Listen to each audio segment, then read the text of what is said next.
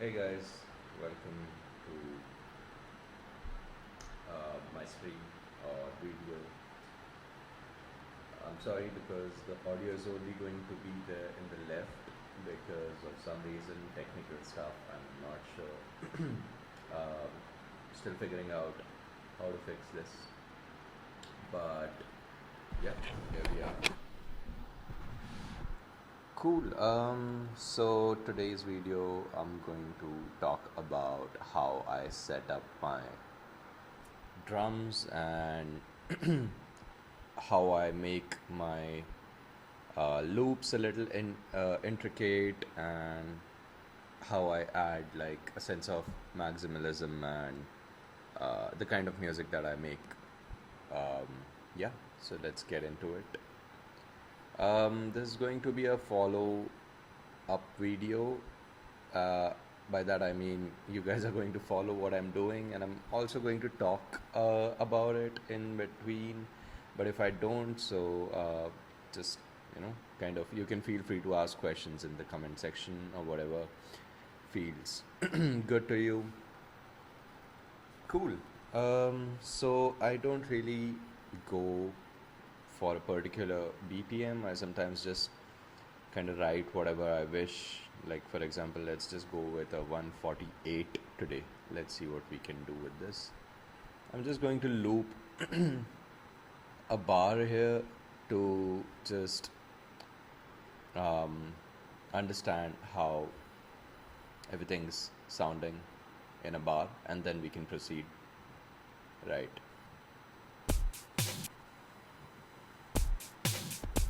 I'm also trying to figure out a good kick drum to start off with, but it doesn't have to be very good. I mean, we can always change it, morph it using effects. So that's what I'm going to do.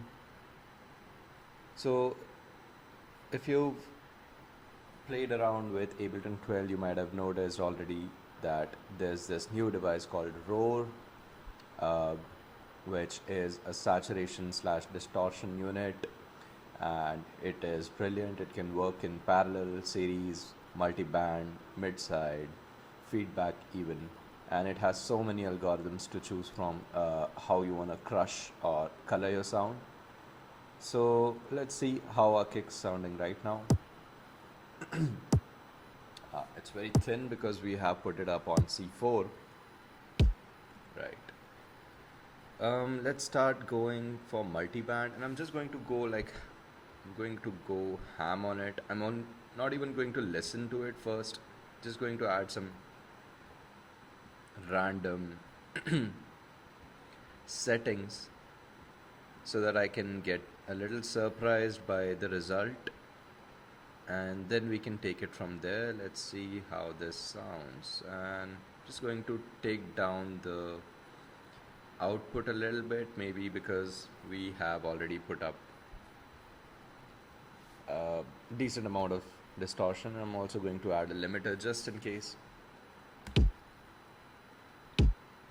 Okay.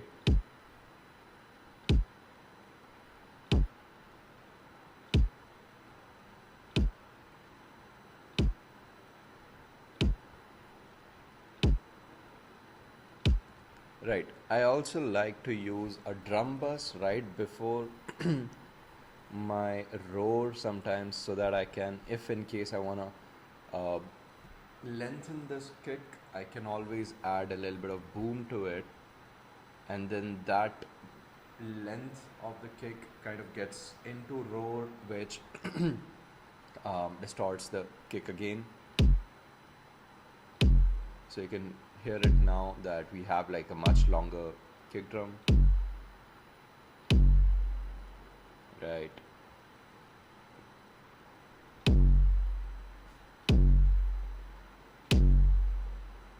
That sounds decent. I'm just going to copy the same kick once again. Let's just add it on a different spot. And I'm just going to change the kick here just to figure out how the same effects sound on a different kick.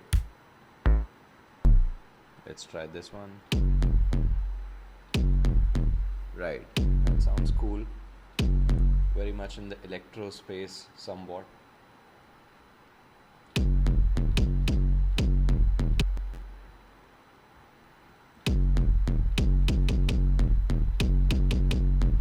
Right, I'm just trying to figure out like a basic pattern here, something that goes with the whole track. Also, I'm trying to not blend these two kicks together or layer them, so I'm just going to create a rhythm out of these two rather than layering on top of each other. Okay, that sounds pretty cool.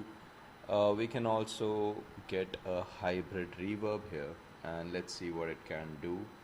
I'm just going to use the convolution side of it.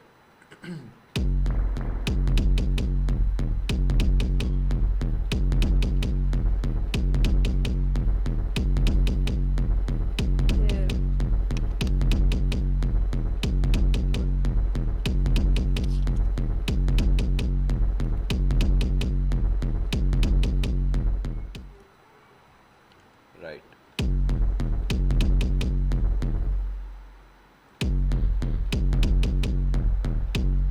Also, I'm planning to add a few sounds here. So I have this library called Game Sound, where I have a bunch of sounds from games. Like you can see, there's a lot of field recordings. Right. And I love using these as sounds which can be a part of your track because they kind of add a sense of something different. Right, something like that. Or even if I can even use it on the position as a snare.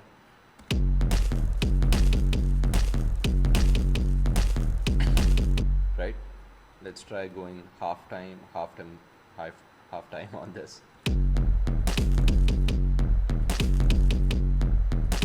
Right, let's also try another one. Okay, this sounds a little cool here. So I'm just going to maybe add it.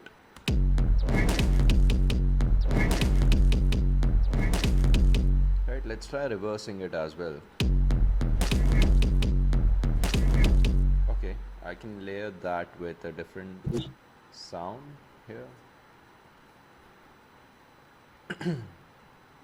Right, let's try now. We can increase the volume of this. I have also created some of my own racks, and one of them is something known as impact rack, which is nothing but a bunch of reverbs and echoes together, as you can see, and they're all getting glued up later. And we have an amp also in the beginning, and they're all mapped here, and I can just click on random to generate a few presets out of this.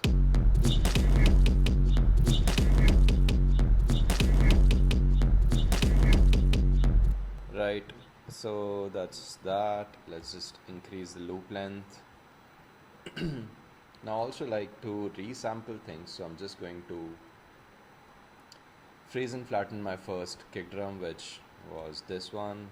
I'm just going to maybe reverse it, let's see, and double the length of it a couple of times. Let's increase the grain size to texture, go a little differently on the pitch.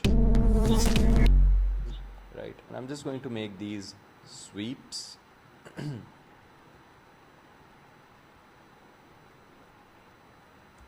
Right, something like that.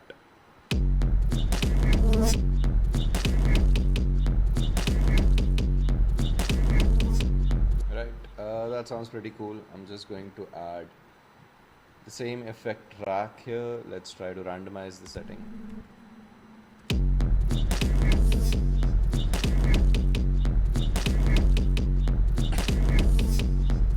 So that can serve as a nice starting point for our rhythm of the track. I'm just going to add a few more percussions, and I'm also going to group that part so I don't see it anymore. Right, let's just try to add a few. Right, that this can work. I'm just going to drop it in the slice mode, and let's try using a sequencer here. I'm going to use the MDD snake for this track, and probably just going to go for the first octave, because I know that this is the C1 note, and yep.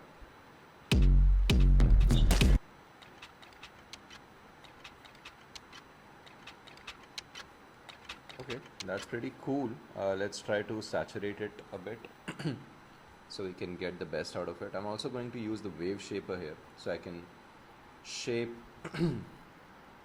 the coloration according to myself. Right, let's try a little less on the linearity.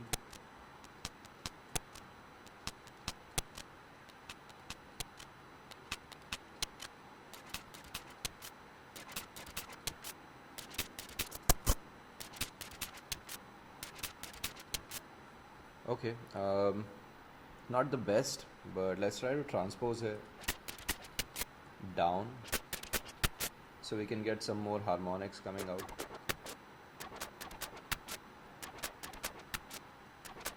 Also, these are way too wide, so I'm just going to narrow it down a little bit.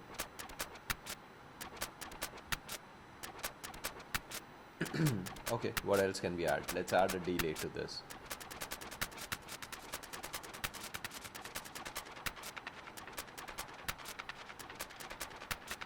Let's see how it's sounding.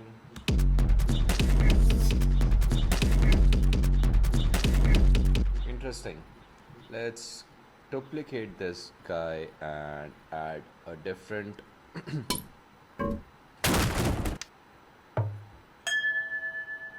right, let's try this, and I'm just going to go randomize all, and this time I'm just going to deactivate the saturator and delay for the beginning. Let's see what do we have here.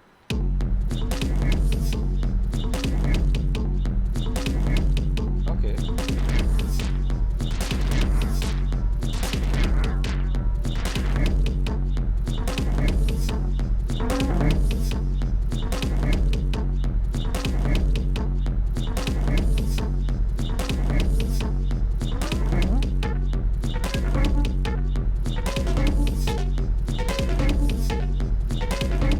So we're going somewhere in between, like the leads from hypnotic techno and like a very broken beat schema sketch kind of drum loop here. So we're trying to get somewhere in between the realms of those spaces, and I mean that's kind of where I dive in. Like I don't put myself in like one shell. I try to blend in a lot of different styles and go super maximal on it.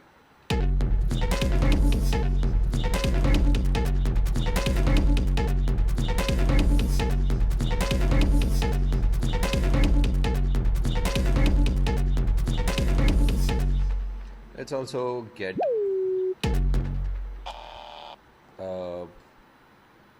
a loop going on, which is going to serve as a pad in the background. Right now, this is where we decide if we want our track to go in the direction of being a tonal track or an atonal track, right? And I'm just going to add some sort of a track or like a pad here, and then let's see. Okay, I'm just going to drop this. Now this is way too happy for our track. Although we can add some contrast to the track by adding a happy-ish, but I'm just going to go down a few octaves. And I'm also going to do the frequency shift.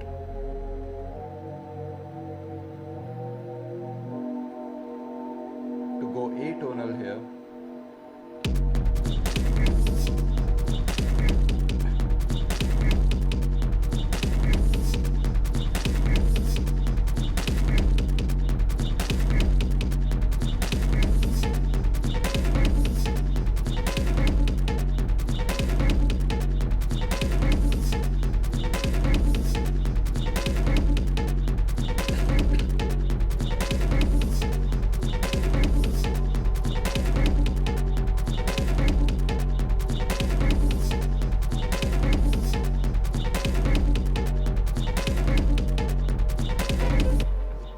let's add a clap here.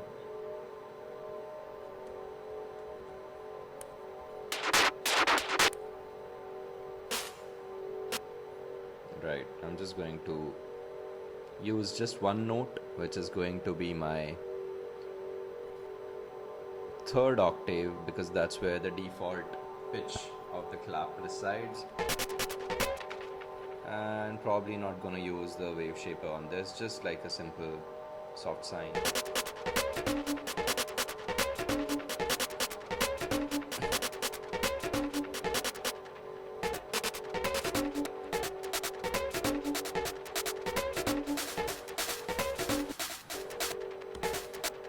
Right, let's see.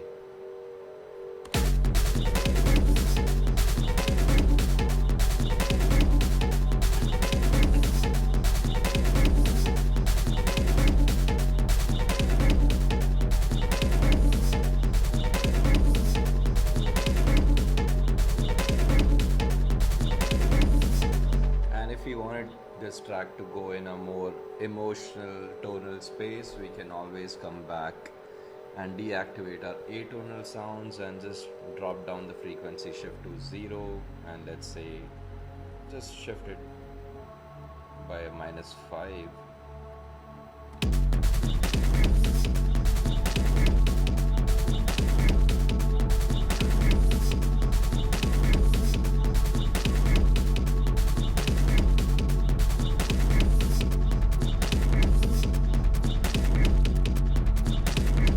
Let's also add like a little bit of a field recording here, so that I don't know, it just sounds a lot more fuller. So okay, my bad, I'm finding in the wrong spot. Right, let's just go for my bank and here.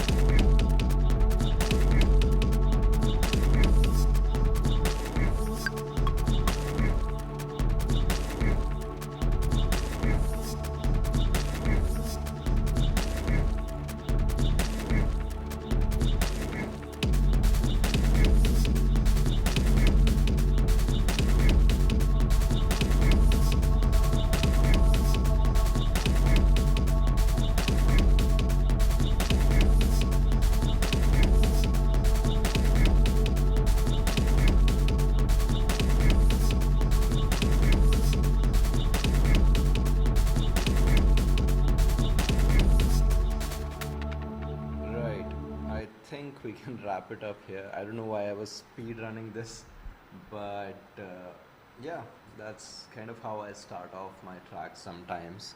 It's not always the same process, but you can see like there's a slight bit of a workflow going on. Yeah, that's kind of it.